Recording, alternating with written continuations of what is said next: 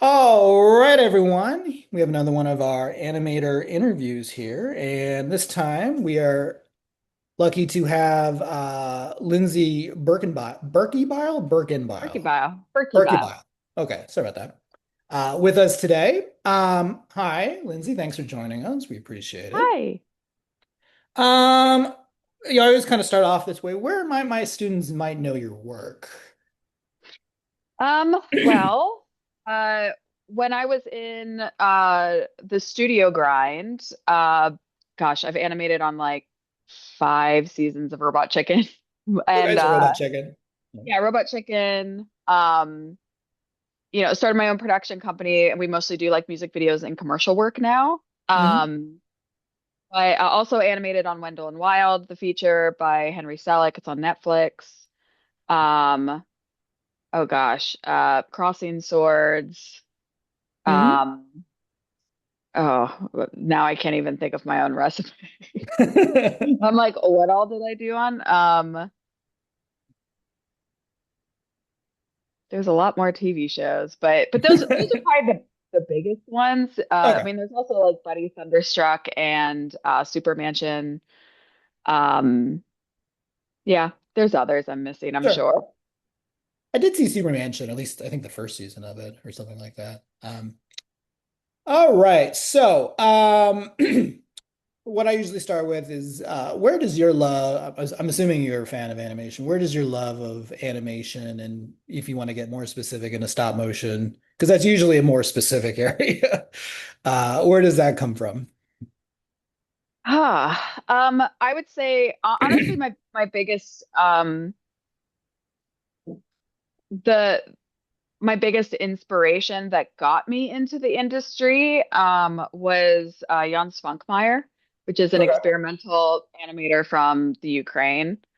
I was introduced to him in an experimental frame by frame class centered Hmm. around something called pixelation, which is like stop motion, but instead of doing miniatures, you animate people. Right. And that's actually how I got my start. I became obsessed with that.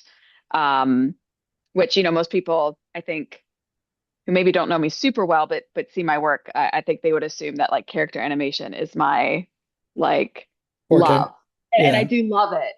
But I think it's not, if I were to make like endless short films and stuff, that is not actually what I would do. Sure. So I mean, did you go to school for art or animation or I went to school for live action filmmaking. oh live action? Okay. hmm and there was an animation program. I went to school at the Rochester Institute of Technology, and it's a school of film and animation. But after your first year, after your freshman year, you either choose if you're animation or live action, and they kind of Hmm. separate you. Okay. Um, I took that one class I mentioned, which was open to everyone because it's kind of like a live action animation. Okay. And like I said, I just became obsessed with it, and I ended up kind of dual majoring, which is not Okay. normal for that Okay. college, where I was still live action as my concentration, but then they allowed me, because I was starting to combine the two mediums, to take a lot of animation classes, but I didn't take all of them. Okay. Um, and I wouldn't have considered myself, even when I graduated, an animation major, if that makes Okay. sense.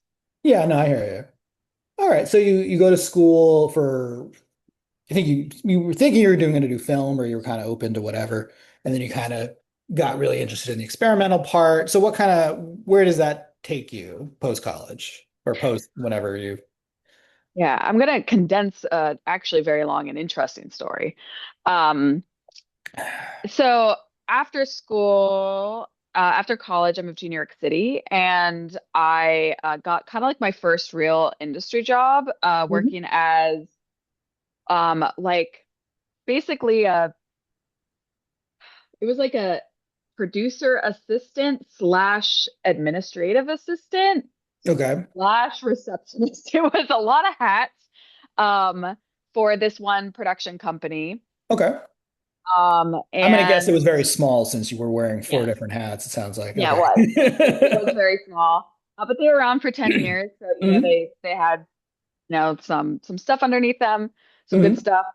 Um, the the company went under while I was Sure. there, Okay. and they actually represented Buddy System Studios, Okay. which they were not Stupid Buddy yet, important to the story. But I was obsessed with their work because they did stop motion, and I was like kind of on the side emailing them, but they would Okay. never come back to me.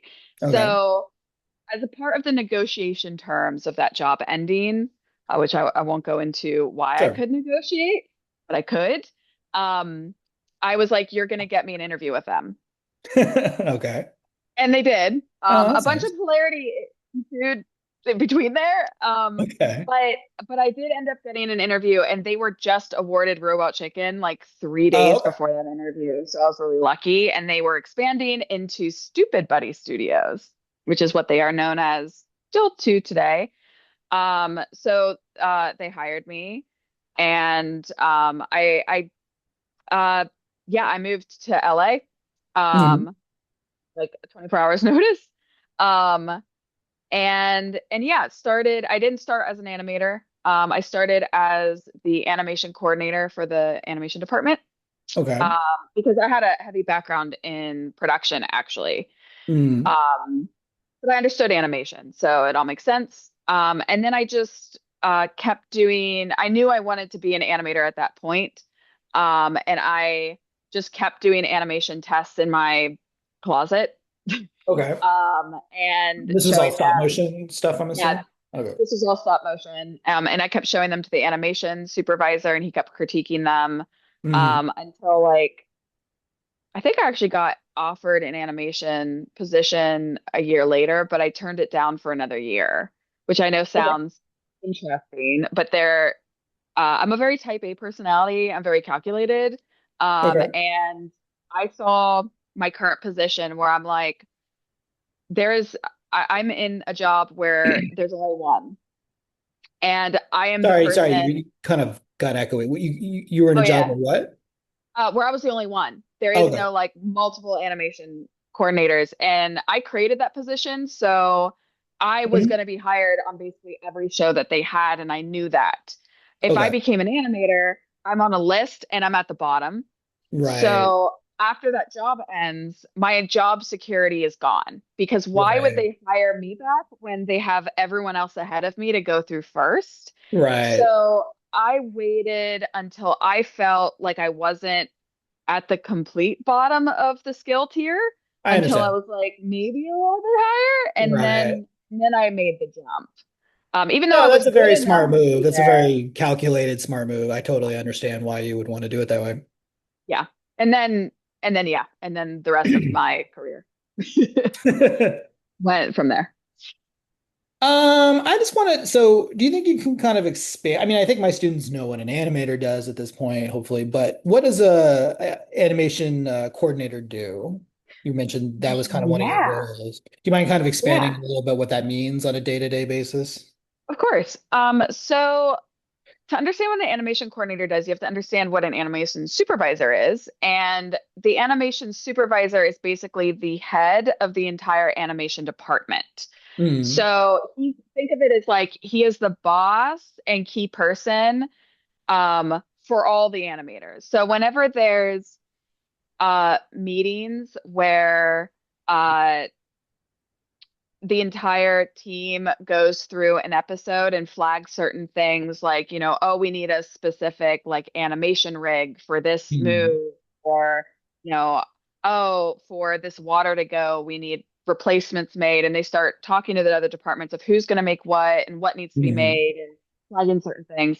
And then he's also like the point liaison. So if anyone wants to talk to an animator to protect them, uh, they go to the animation supervisor first to make sure that okay. there's no like ridiculous demands made of Okay. them, and also to create expectations, which is great.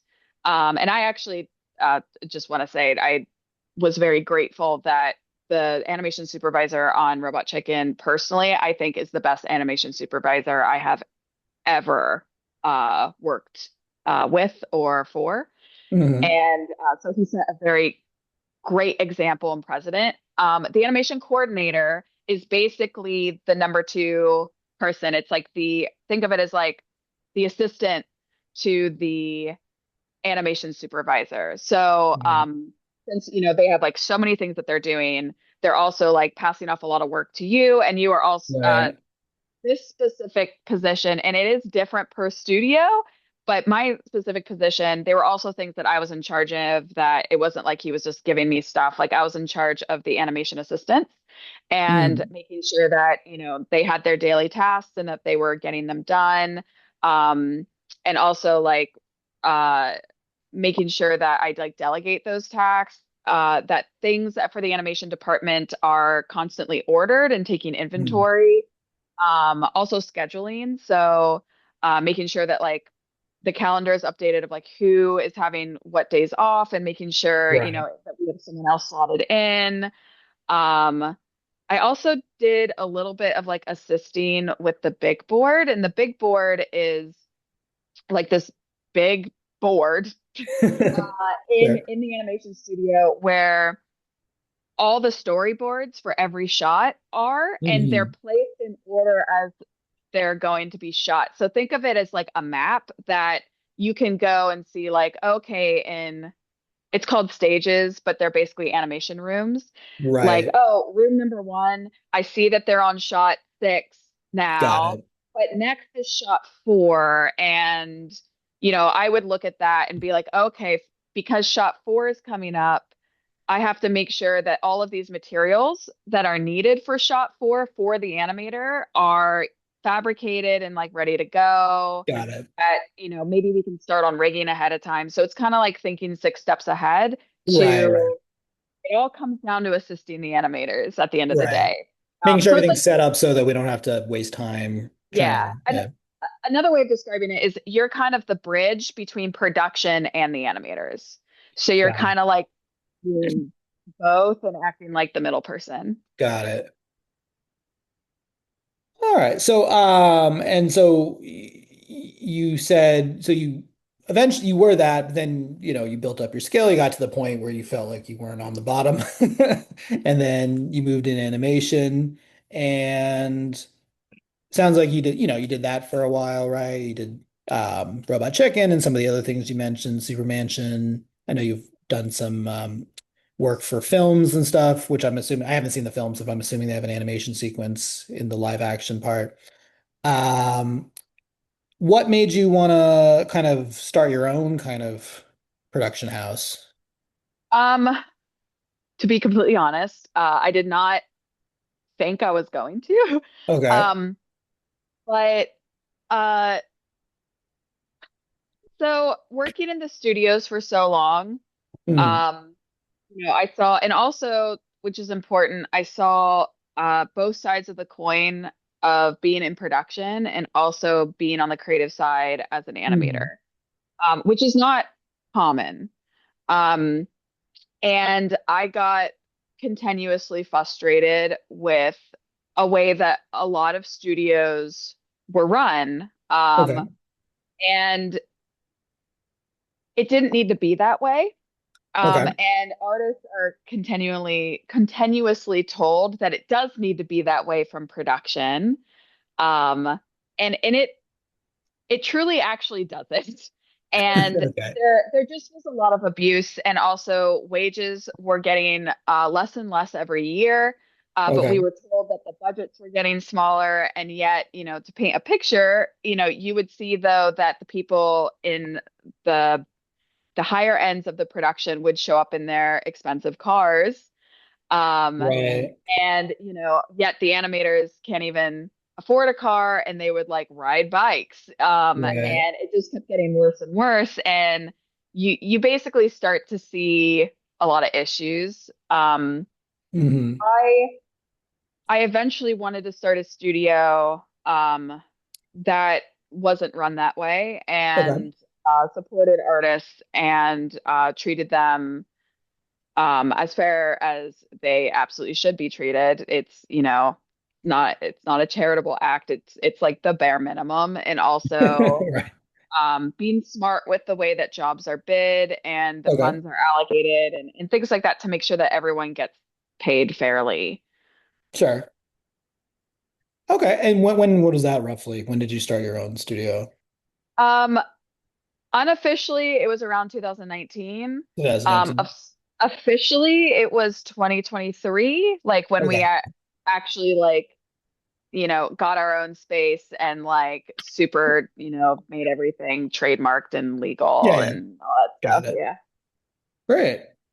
Um, well, maybe you can kind of, I think you're the only person I've talked to who maybe ran, well, at least ran it in terms of done. I guess my friend Arnie did run a small commercial in the 80s, but can you talk about what it's like to run your own studio and do, what does that look like? Yeah. So I'm going to warn you, I'm going to be very, very honest, Sure, sure. 'cause I think Please it's do. important. Um, it is exhausting. Um, it's very rewarding. It is very, very difficult. I knew it was going to be. Mhm. I will say again, I'm gonna be honest. The state of animation in our country today, um, you know, it has gotten harder. Like I Mhm. instead of the opposite, like it should be getting a little easier every year. I will say it has gotten harder. Um, but also I love it. Sure. It kind of combines everything that I feel like I'm really good at. Like I said, I came from production and I didn't rush to being Mhm. an animator because there's a lot of things I'm really good at and I really enjoyed about it. But I Mhm. also am a creative at heart, like above everything, and love creating. I love Mhm. collaborating with people. Um, I like inspiring people and being a leader in that way. And I also understand entrepreneurship and everything that goes with that. So it was like I was like perfectly poised to kind of start this. Mhm. But yeah, I mean, it's not, people can fantasize about it, but Sure. it's not just like, well, we're creating I am, all my friends are a part of Planet Super, so I am Mhm. just like creating stuff with my friends. But then it's like you're also doing everything else because you're not a huge company that can afford like an assistant and an admin Payroll. Yeah. assistant and a payroll. And so I am doing the payroll, I am doing the website updates, I am doing Right. client liaison, I'm also organizing the studio, I am you know Right. doing the tax, like I'm doing everything. And so it's like it's you are working like 12-hour days, 7 days a week. Right. Even when you don't have a job on the books. So it's a lot. Yeah. Um, why don't we, so we've heard about a lot about your great, well, about your great career. What would you say to, my students are, they've taken one intro to animation course. Depending if it's mine or someone else's, they maybe done a little bit of stop motion. Usually we start off in 2D. Let's say we have a student who really enjoys animation and maybe they kind of want to be like you, where they kind of work in the industry or get some sort of job, whether that's, whether production or animation.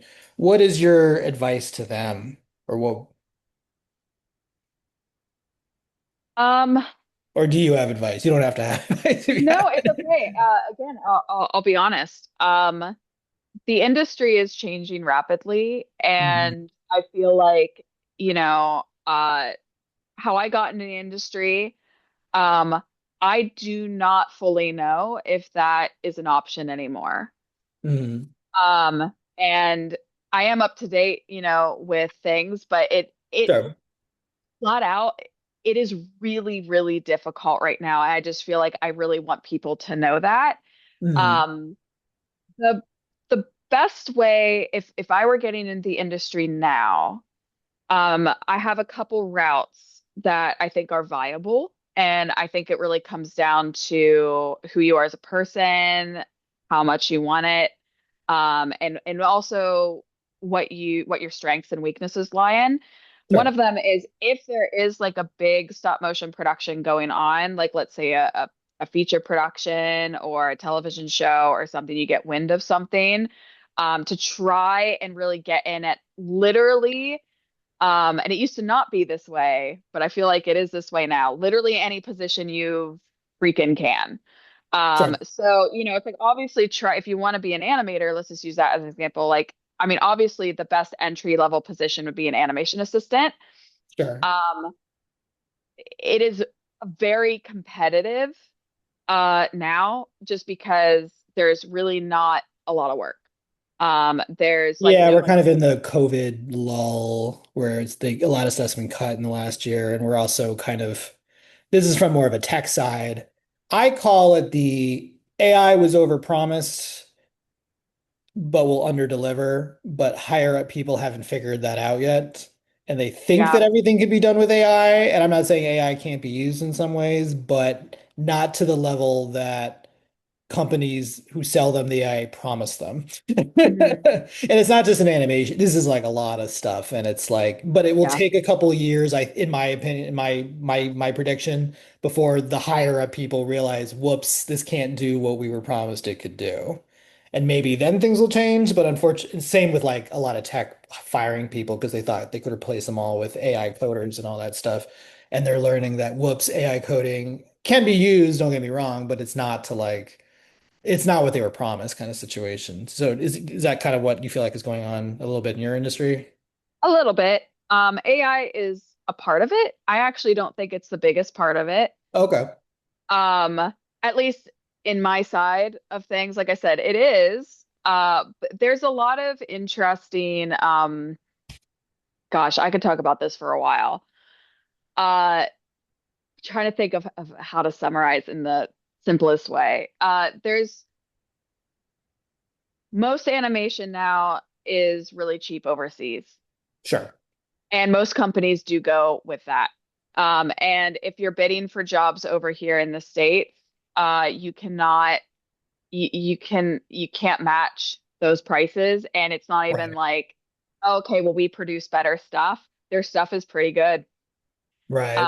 And so the competition is really hard and it drives prices down. And then the more animators there are out of work, the more desperate they are. So then they also take lower pay. But then that sets a precedent with those companies that that is what they Right. pay for animation now. So then I have charts and statistics. I'm autistic, surprise. Sure.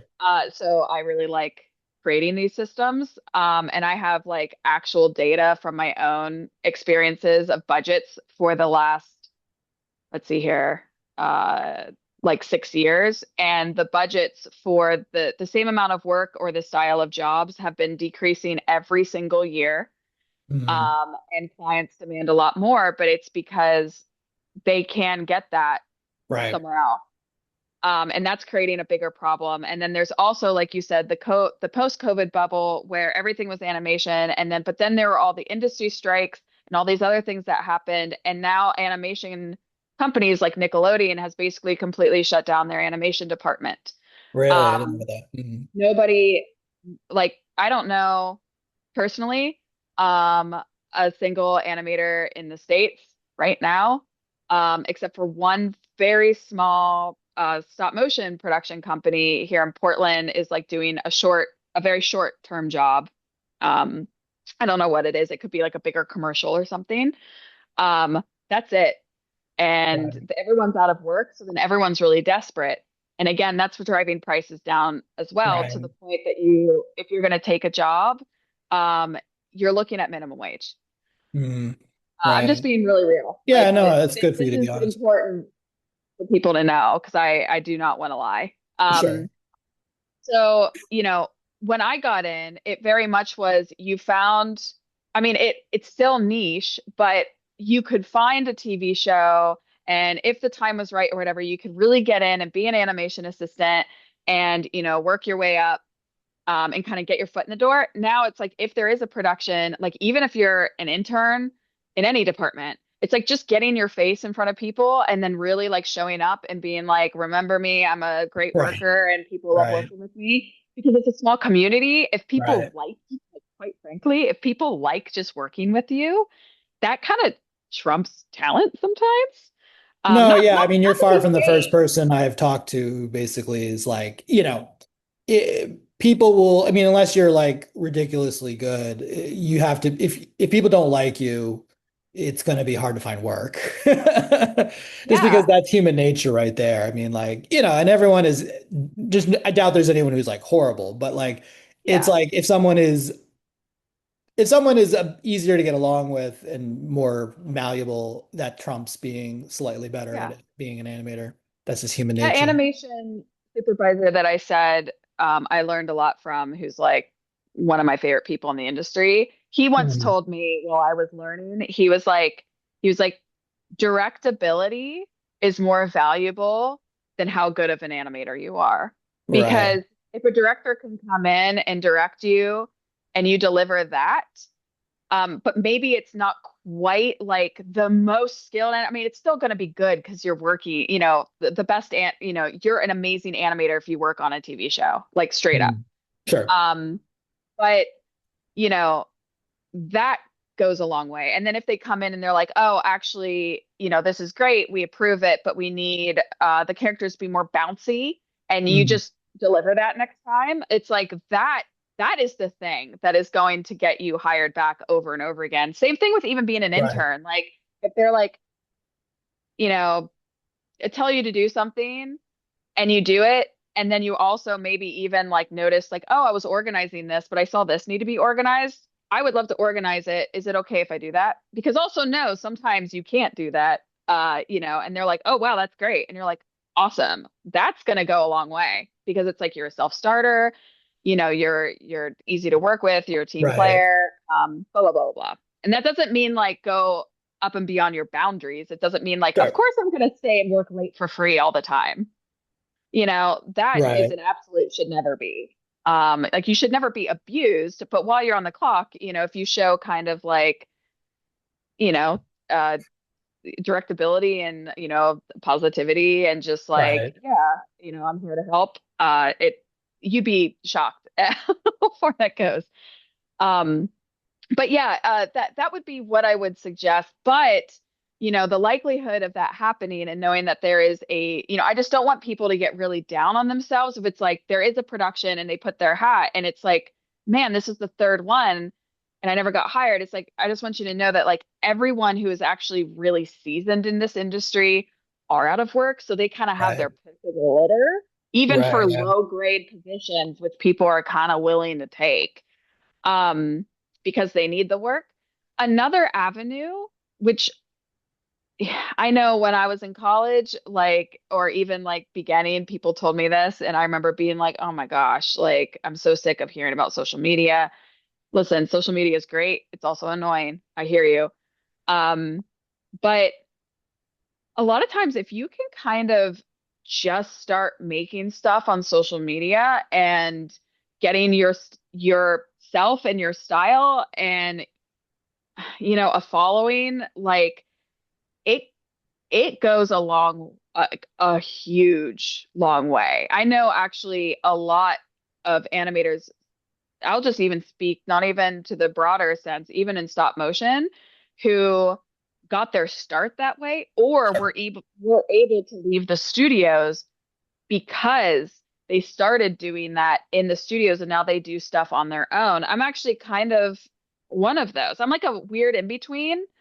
I don't consider myself like some people, like, I did the social media thing and I just Sure. produced it a lot. I I I really do have my foot in like one and then another foot, in like the professional studio world, and I kind of just like float between them.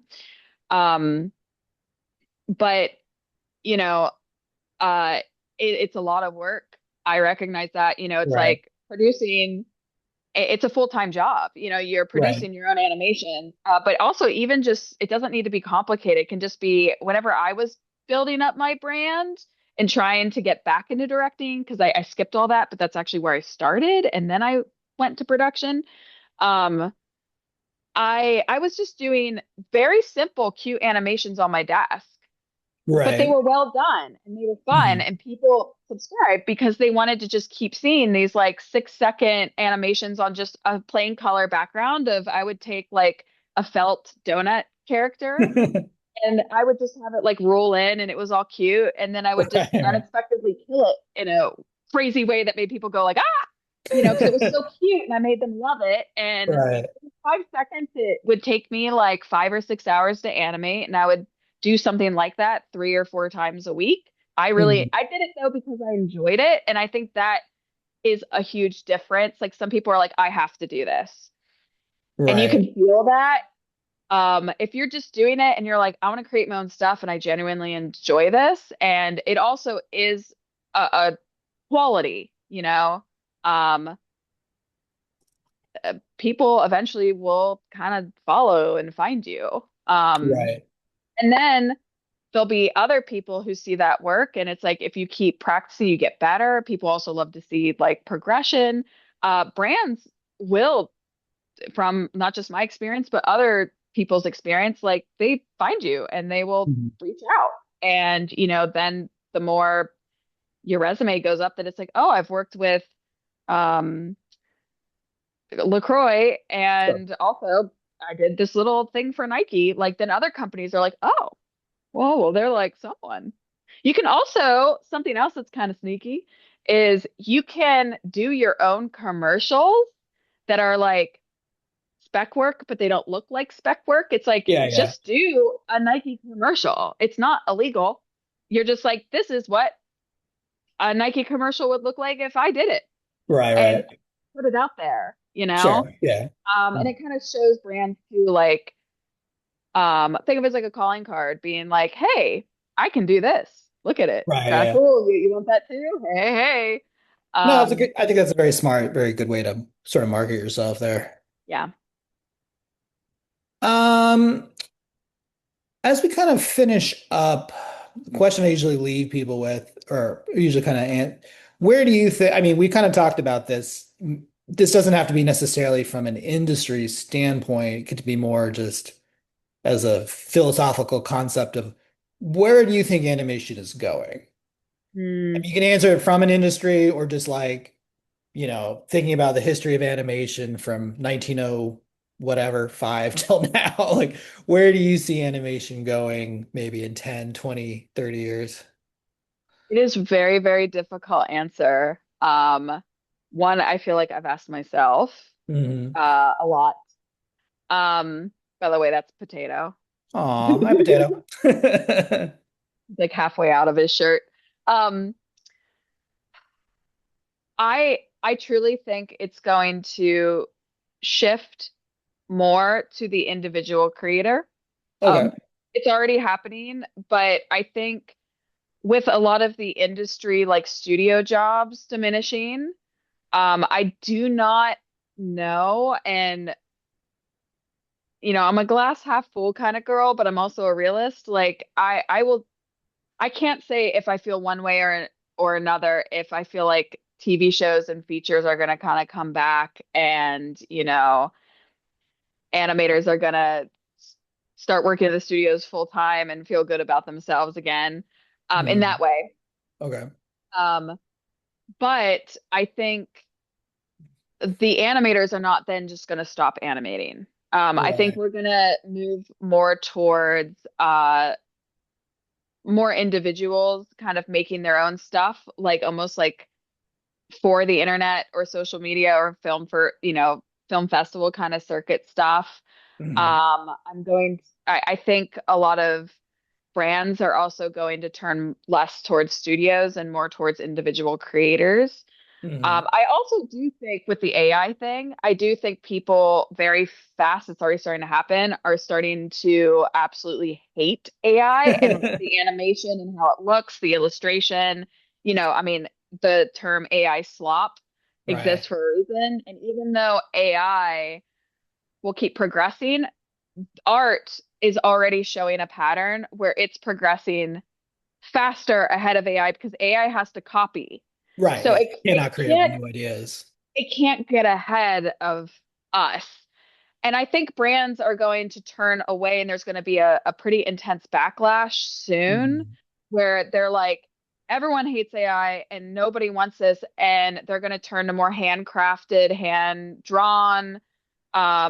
works and actually show the process as well, because now there's a burden of proof that I think is never going to go away, where Mhm. artists must have to prove that they made what they made, Right, right. which is good and bad. But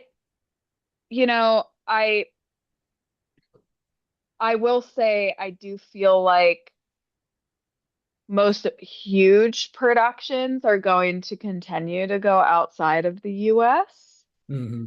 I would like to say otherwise. I do feel that Right. way, but I don't feel like animation as a career is out. Um, Mhm. I'm making a living doing it. It Sure. is, I will admit my salary is less a little bit every year. Um, but it's nothing to sneeze at. Sure. Um, and yeah, I think it is possible. I think it's just shifting a lot more and really difficult to predict, because I feel like also the world changes at a much faster pace than it did even 7 years ago. Hmm.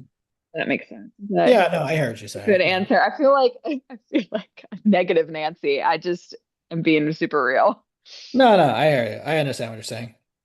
Um, yeah, no, we appreciate your thoughts on this. Yeah, Yeah. yeah, I And this agree is with also what. from a stop motion standpoint. I do feel like there's actually a fair more opportunity in like computer animation. Mhm. Um, and also more flexibility in the way that, like, even outside of just creating like TV shows or features, which are really flashy and cool, there's a lot of things like people just need, like medical companies need like mock-ups Sure, of yeah. stuff. And I have someone on our team who does CG, and Mhm. I mean, they're honestly, out of all of us, like the busiest, because there's so many Right. different avenues that you can go in. And it's kind of fun to see all the random stuff. He had to like create like wind graphics for this like uh engineering company. Yeah, yeah, because a lot of it is actually I used to do one of my first CGI jobs. This is like legitimately like 21 years ago, but I worked for the University of Pittsburgh Medical Center and Oh, cool. I worked for a doctor. And basically, my job was essentially to make graphics that he could put into a presentation and be like, this is what it is. Give me the money. And then, it's all about making something splashy. So yeah, there's always need for splashy graphics. If things can be animated, people are very visual, very motion based. So anything that can kind of show that, there'll always be, it may not always be the most creatively fun, but there is a need for it. So yeah, Yeah, and some of it can be. I mean, it also depends, like I said, yeah. on what area you find fun. All right. Well, thank you very much. We appreciate your time and we learned a lot. And it's very interesting to hear about, the fact that you did animation, but also kind of from the production side. I don't always get that, we don't always get to talk about that with people and hearing your thoughts and you're in the thick of it. Some of the people I talk to are kind of more retired or, more in their teaching part of their career as opposed to working in it. So it's nice to, get feedback about what you think is currently happening in the industry. Yeah, of course, anytime. I love talking about it. All right. Well, thank you very much. All right, thank you. Oh, wait, Great meeting actually, you. sorry, I forgot to let you promote yourself. Oh. Promote your company, your socials if you want to do that. Oh yeah. So I own Planet Super Studios. Pretty easy to find us. It's planetsuperstudios.com. Our website is actually really dope. I can recommend you go to it. There's like animations everywhere. And then for social media, you can find me at 10 second day, but it's 10 second Okay, day. got It's it. because on TV, our quota was 10 seconds a day, Got it. which is, There I you don't know why go. I said that, even though it's a mouthful, nobody understands it. But whenever I started it, I didn't know it was going to actually be a thing, or else maybe I would Right. have chosen an easier name. Yeah, or honestly, if you just type it, I have a very unique name, Lindsay Berkebile. If you type it into Google, everything will pop up, like Got everything. You it. can't miss it. I'm very easy to find. But yeah, come say hi. I literally talk to everyone. So like anyone can DM me if you have like any questions or anything. Like I'm not joking. I literally respond to everyone. So Sure. yeah. You responded to me on there, and so there you go. I know, exactly. I don't even check LinkedIn that much, so that's a testament. I literally respond to everyone. All right. Well, thank you. We appreciate your time. Yeah. All right. Cool.